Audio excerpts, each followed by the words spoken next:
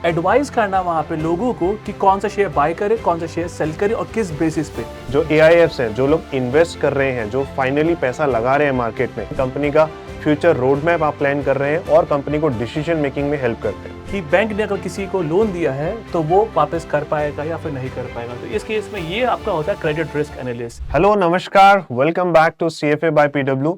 आज हम बात करने वाले हैं scope of CFA in India. Right, CFA program की क्या इंपॉर्टेंस है, CFA प्रोग्राम क्या होता है, ये चीज हमने डिस्कस की थी अपने पिछले डिस्कशन में। राइट, तो आज हम बात करेंगे भैया इसका स्कोप क्या है, मतलब ये परस्यू करने के बाद हम किस तरीके के रोल्स में जा सकते हैं, कौन से दरवाजे, कौन सी अपॉर्चुनिटीज हमारे लिए खुलने वाले हैं।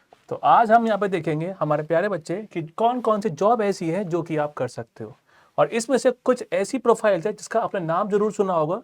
हम आपको उसके बारे में आज एक्सप्लेन करेंगे। So what are the core domains जिसमें आप घुस सकते हैं, जिसमें आपको एंट्री मिल सकती है आफ्टर परसुइंग CFA।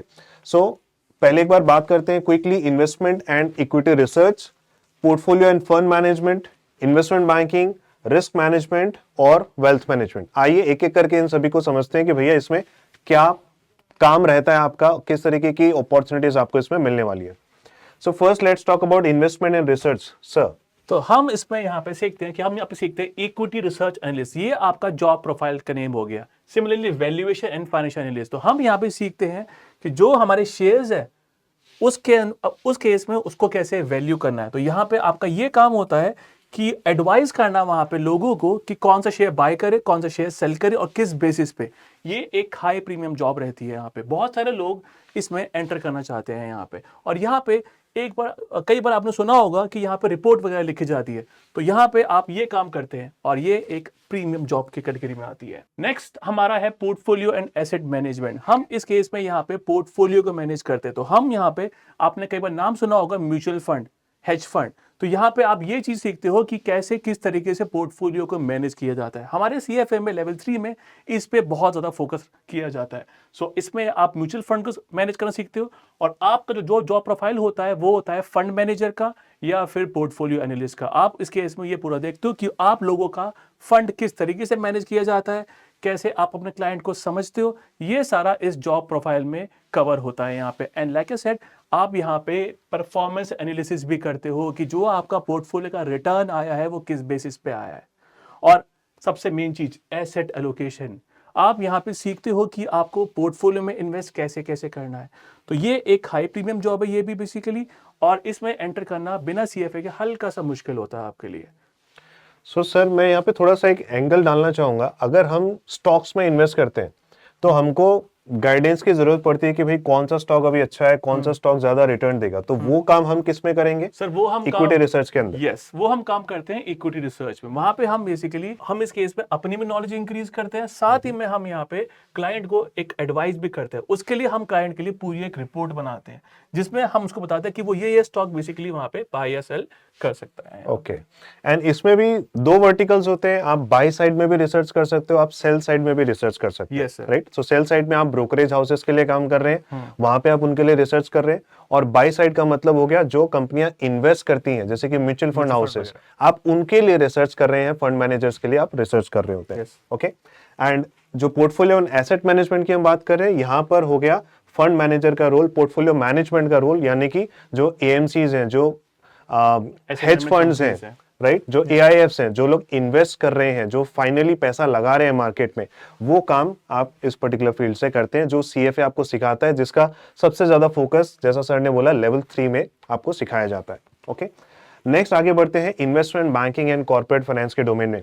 सो कोर फाइनेंस रोल्स में जो सबसे ज्यादा एक्साइटिंग रोल जिसको माना जाता है, that is investment banking. Why is investment banking in so much demand these days? Because एक तो देखो है कि भैया बहुत अच्छे पैकेजेस इसमें मिलते हैं, पर उसके साथ साथ जो इम्पैक्ट आप क्रिएट करते हो इस पर्टिकुलर रोल के साथ, आप M&As में पार्टिसिपेट कर रहे हो, आप किसी भी कंपनी के IPO में पार्टिसिपेट कर रहे हैं, राइट, तो आप इंडिया की जो सबसे बड़ी बड़ी कंपनियां हैं उनके साथ आप ट्रांजैक्शंस में इन्वॉल्व हो रहे हैं, right, that is why investment banking. यहाँ पे हम डिस्कस करते हैं मर्जर एंड एक्विजिशन की। अगर एक कंपनी दूसरी कंपनी को एक्वायर करती है तो वो किस वैल्यू पे करती है। उसके अलावा आपने कई बार सुना होगा कि कंपनी अपना IPO लेके आती है, उसके अब जब वो फिर अपना IPO लेके आती है तो उसकी जो वैल्यूएशन होती है वो ये काम करती है investment banking firm. And like the sir said कि ये एक सबसे हाईएस्ट पेइंग जॉब होती है हमारी। यस, एंड इसके बाद अगर कॉर्पोरेट फाइनेंस रूल्स की बात करें तो इन्वेस्टमेंट बैंकिंग में ऐसा था कि आप कंसल्टेंसी दे रहे हैं, राइट, आप एक फाइनेंशियल इंटरमीडिएरी की तरह काम कर रहे हैं और कंपनियों को आप एडवाइस कर रहे हैं।